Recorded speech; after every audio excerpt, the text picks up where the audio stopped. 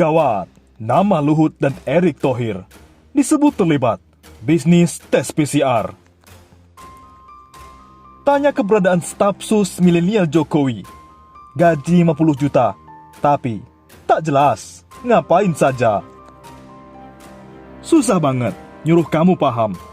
Pertama, PCR atau antigen itu fungsinya buat testing, tracking, tracing. Yang jelas-jelas sudah ada gejala, ada kontak dan lain-lain, baru dites. Kedua, orang sehat, sudah 2 kali vaksin, tidak ada gejala. Kamu paksa PCR atau antigen. Apa gunanya? Ngabisin duit, menggarami lautan. Ketiga, PCR antigen di Indonesia sebagai syarat perjalanan itu jelas-jelas bisnis dan dilegalkan. Mau saja yang lain menyetujuinya. Sok gaya, seolah itu benar-benar akan efektif. Keempat, silahkan buka siapa pemilik lab-lab besar di Indonesia yang sudah melakukan jutaan PCR antigen. Kelima, kamu bakal kaget lihatnya nanti. Menteri-menteri, tanya ke mereka, ada yang punya nggak saham-saham di lab itu? Lihat lapisan-lapisan kepemilikannya. Hahaha, koperasi-koperasi kayak Inkopol atau kepolisian dan lain-lain. Tanya, punya lab tidak? Keenam, jika ada satu lab, dia tes 1 juta selama pandemi. Kamu tahu berapa pendapatannya? Dengan tarif 900.000, dia dapat nyari 1 triliun rupiah. Berapa modal tes ini? Mereka bergelimang untung ratusan miliar. Masuk kantong semua. Makanya saat turun 275.000 rupiah, mereka tetap santai. Itu modal tes. Cuma 2-3 US dollar jika pasarnya efisien. Ketujuh, CDC Amerika Serikat, Pusat Pengendalian dan Pencegahan Penyakit Pemerintahan Amerika Serikat, sudah lama tidak pakai tes untuk perjalanan domestik. Cukup fully vaccinated. Kamu lihat film-film tentang pandemi 30-40 tahun terakhir? CDC Amerika Serikat selalu jadi jagoan di film-film ini. Kamu kira CDC ini lembaga abal-abal? Mereka bahkan tetapkan itu sebelum vaksinasi di Amerika Serikat tinggi. Berani, karena mereka pakai data. Kedelapan, PCR atau antigen itu tidak pernah ada data ilmiahnya efektif mencegah melawan pandemi sebagai screening. Kalau kamu ada datanya, ayo buka sini. Kamu loh yang bikin kebijakan ini. Kasih data pendukungnya. Vaksin, itu kuncinya. Maka siapapun yang sudah vaksin 2 kali, mereka bisa bebas. Kalau kamu malah suruh PCR atau antigen dan vaksin tidak dianggap, ambyar. 9. Nah, jika kamu memang niat biar tidak ada gelombang ketiga yang kamu lakukan, kapasitas transportasi tetap 50%. Jaga jarak 3M. Sambil vaksin terus dikejar. Bukan, malah kamu buka jadi 100% kapasitas, tapi harus PCR antigen. Seriusan, ini logika tidak masuk. Bergaya, takut gelombang ketiga. Kok transportasi bisa 100% kapasitas? Wajib PCR antigen sebagai tameng. 10. Netizen yang masih saja sibuk belain wajib PCR antigen. Itu orang-orang yang fully vaccinated, sudah 2 kali vaksin.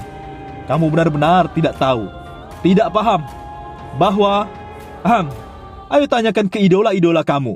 Berapa banyak pejabat-pejabat ini yang punya bisnis lab tes PCR antigen? Pandemi itu dilawan dengan data ilmiah, riset, vaksin dan lain-lain sebagainya. Bukan dengan ilmu perdukunan, pakai perasaan, dan jelas, bukan dengan semua kamu jadikan bisnis. Siapa sih yang tambah kaya raya selama pandemi? Sudah mereka buka datanya. Itu lab-lab besar yang pesta pora tes PCR antigen setahun terakhir. Punya siapa sih? Parahnya, nama Luhut dan Erick Thohir disebut terlibat bisnis tes PCR.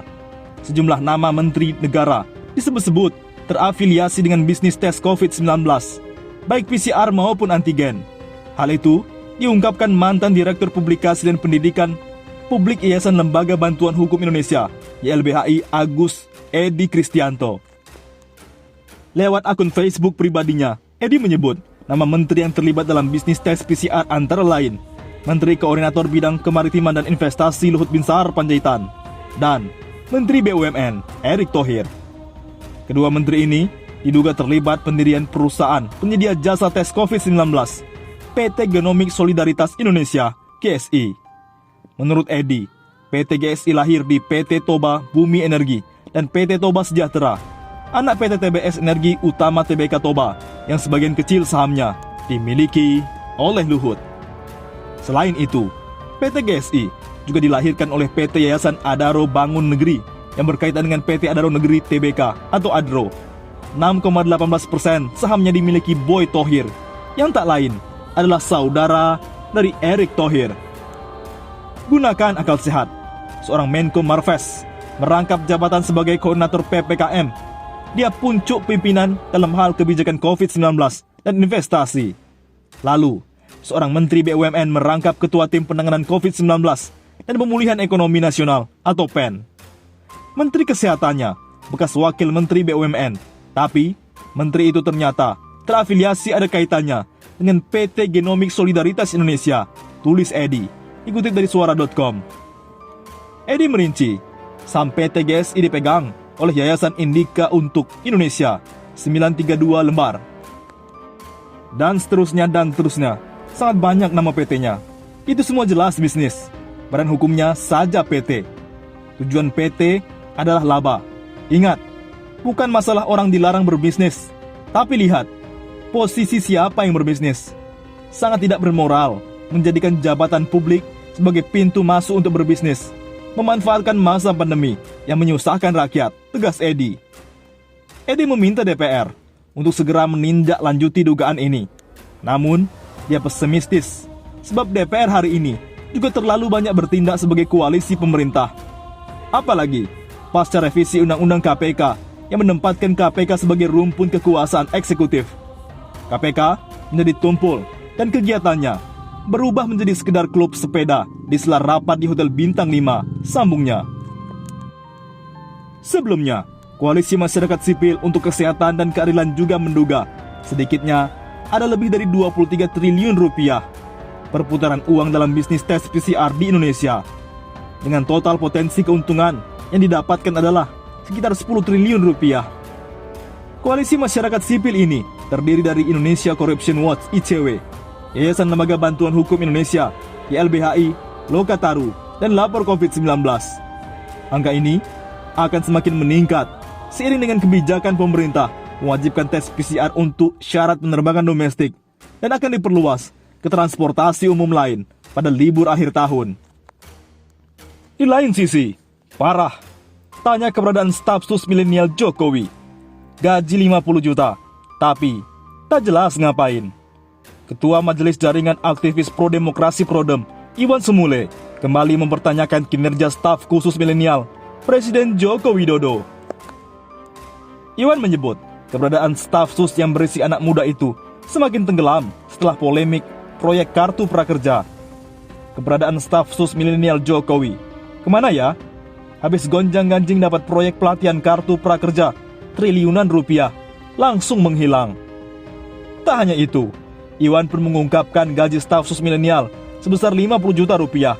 Tapi hingga saat ini tak jelas kinerja mereka. Punya gaji lebih dari 50 juta pula, tapi tak jelas ngapain. Sementara ada rakyat miskin, sakit, dan mati kelaparan di pinggir jalan, sembutnya.